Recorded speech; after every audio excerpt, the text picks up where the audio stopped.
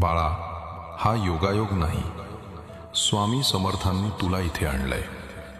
तुझ्या आयुष्यातली जी अस्वस्थता आहे ती कधी अपयशाचं संकेत नाही, तर वाढीचं बोध आहे.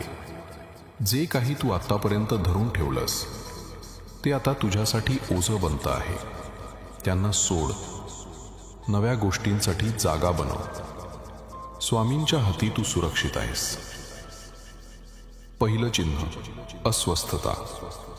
जिथे आतून काही तुटतं असं वाटतं तेच नवं वाढण्याचं ठिकाण असतं. अस्वस्थतेने तुझ्या पंखांना जाग येत आहेत. या वेदनेला दुःख मानू नकोस, ती तुझी तयारी आहे. दुसरं चिन्ह, तोटा. जे निघून जातंय ते चोरटं नाही, ते मोकळेपण देण्याकरता जातं.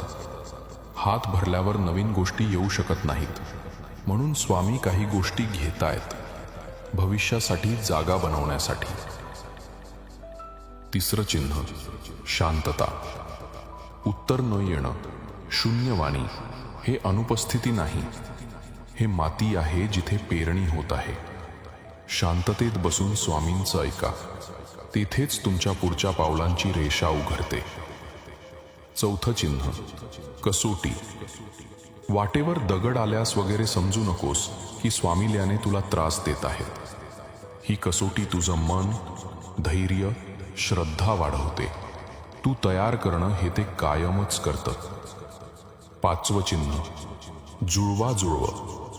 अचानक लोक, संधी, शब्द, प्रत्येक गोष्ट जुळायला लागते. छोट्या संकेतांवर लक्ष दे. हे स्वामींचे स्वाक्षरी आहेत. या बदलाला भीती वाटू नकोस. जर तुला काळी रात्री जास्त शांत वाटत असेल, जर काही निघून गेलं असेल किंवा काही उशिरा लागत असेल, तरीही धीर धर.